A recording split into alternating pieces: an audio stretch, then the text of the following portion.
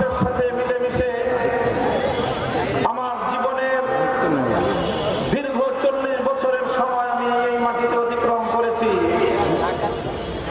এই মাঠ, এই প্রান্তরে কেটেছে আমার শৈশব, কৈশোর, যৌবন। আমি জীবনের এই প্রান্ত বেলায় আজ এখানে এসে দাঁড়িয়েছি। বিগত সময়ে দেশ, জাতি এবং ইসলামের পক্ষে কথা বলবার অপরাধে আমার উপর দিয়ে নির্যাতনের কি স্টিমরোলার পরিচালিত হয়েছে। বিশ্ববাসী দেখেছে, দেশবাসী দেখেছে, আপনারা মোহাম্মদপুরবাসী অনুভব করেছেন। 2013 সালে শাপলা চত্বরে নবী প্রেমের আওয়াজ তুলবার অপরাধে আমাকে তখন কারারুদ্ধ করা হয়। 2021 সালে বাংলাদেশের স্বাধীনতার, বাংলাদেশের ইসলাম এবং মুসলিম জাতিসত্তার কথা বলবার অপরাধে আমার উপর ইতিহাসের জঘন্যতম নির্মম মিথ্যাচার, অমানবিক নির্যাতন পরিচালনা করা হয়। 40 দিন পর্যন্ত শুধুমাত্র রিমান্ডে নিয়ে আমার উপর অকথ্য নির্যাতন পরিচালনা করা হয়। দীর্ঘ 3 বছরের বেশি সময় কারাগারের মধ্যে আরেক কারাগারে আমাকে বন্দী করে রাখা হয়। অন্য সব বন্দীরা যেখানে মানুষের সাথে কথা বলার সুযোগ পেত, আমাকে জনবিচ্ছিন্ন করে কারাগারের মধ্যেও মানসিকভাবে নির্যাতন করে করে নিঃশেষ করে দেওয়ার সকল ষড়যন্ত্র পরিচালিত হয়েছে। মহান আল্লাহ পাক রব্বুল আলামিনের শুকর, দেশের সর্বশ্রেণীর মানুষ আমার জন্য প্রাণ খুলে দোয়া করেছেন। তাই বাংলাদেশের সবচেয়ে প্রতাপশালী, সবচেয়ে ক্ষমতাবান জালিম, তার বিশ্ব মোড়ল আন্তর্জাতিক বাংলাদেশ বিরোধী অপশক্তির প্রত্যক্ষ সহযোগিতা নিয়ে দেশের সকল রাষ্ট্রীয় প্রতিষ্ঠানগুলোকে নিয়ে আমার উপর কি নির্মম নির্যাতন চালিয়েছে, আপনারা তার সবকিছু প্রত্যক্ষদর্শী। এই সব নির্যাতনের পরেও আমরা হাসি মুখে সবকিছু বরণ করে নিয়েছি।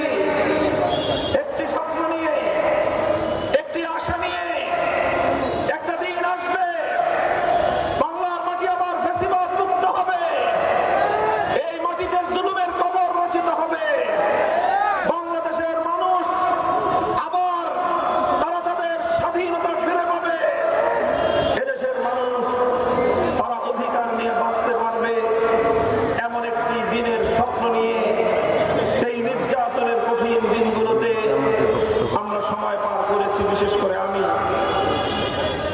তাই আজ আমি বলতে চাই, 24 জুলাই বিপ্লবের মধ্য দিয়ে বাংলাদেশের মানুষের সেই স্বপ্ন পূরণের যে সম্ভাবনা জাগ্রত হয়েছে, আগামী 12ই ফেব্রুয়ারির ব্যালট বিপ্লবের মাধ্যমে 24 জুলাই বিপ্লবকে আমাদের চূড়ান্ত সাফল্যমণ্ডিত করতে হবে। মনে রাখতে হবে, 12ই ফেব্রুয়ারির ব্যালট বিপ্লব যদি ব্যর্থ হয়, 24-এর 1.5 সহস্রাধিক শহীদের রক্ত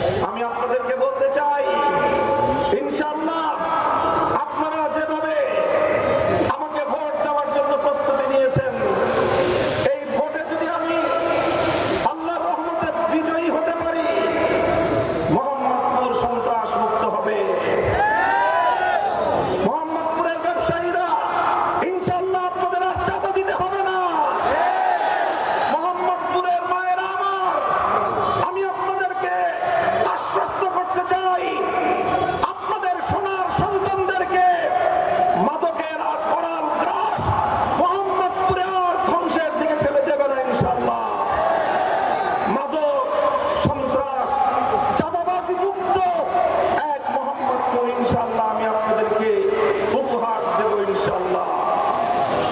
তবে কথা হলো আজ একটি দল, একটি গোষ্ঠী মোহাম্মদপুর, যেটা ইতিমধ্যে ঢাকাবাসীর কাছে ক্রাইম জোন হিসেবে, কিশোর গ্যাং এবং মাদকের সাম্রাজ্য হিসেবে পরিচিতি পেয়েছে, সেখানে একজন লোক প্রার্থী দিয়েছে পারিবারিকভাবে, যার বাবা ছিল আন্তর্জাতিক পর্যায়ের অস্ত্র ব্যবসায়ী।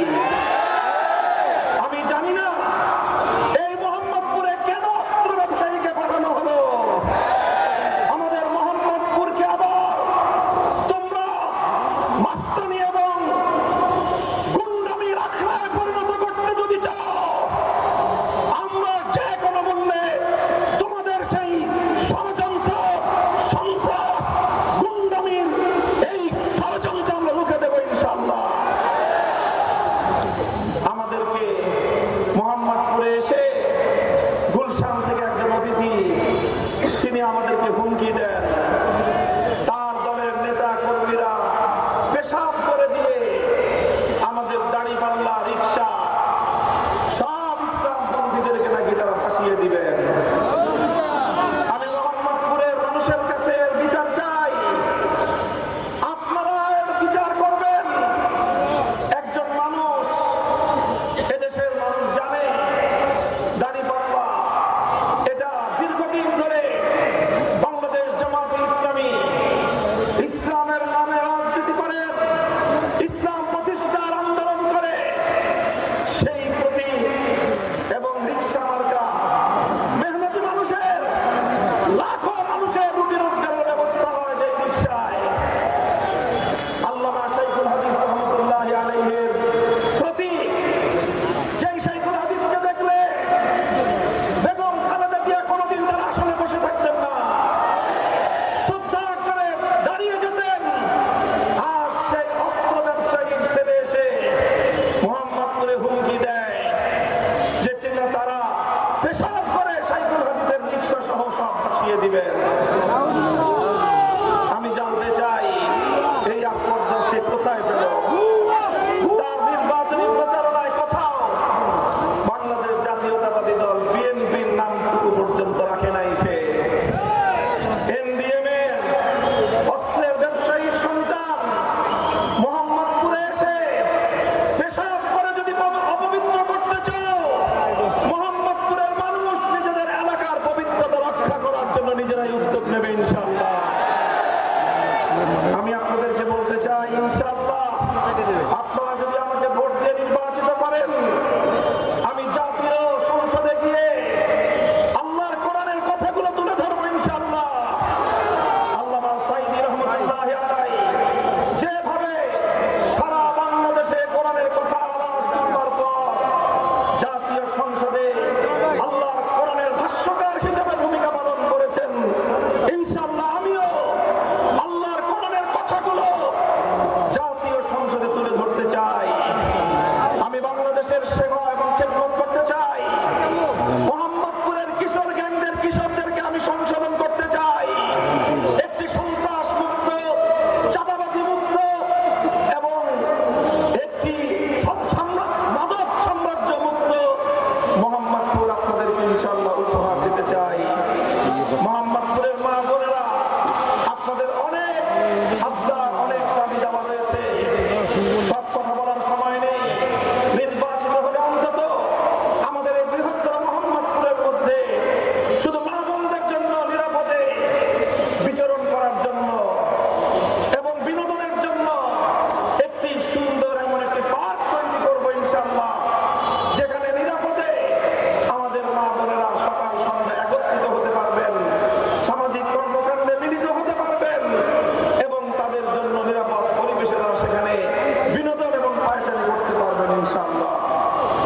আমি মোহাম্মদপুরের প্রশাসনকে লক্ষ্য করে একটি কথা বলতে চাই। আজ সকল শীর্ষ সন্ত্রাসীরা, বেগম খালেদা জিয়ার ঘোষিত 23 শীর্ষ সন্ত্রাসীর একজন সহ সকল শীর্ষ সন্ত্রাসীরা আজকে রিকশার বিপক্ষে মাঠে নেমেছে। তারা জনগণকে ভীতি প্রদর্শন করছে। এই সকল শীর্ষ সন্ত্রাসীরা যারা জেলে বন্দী থাকার কথা, তারা আমার মোহাম্মদ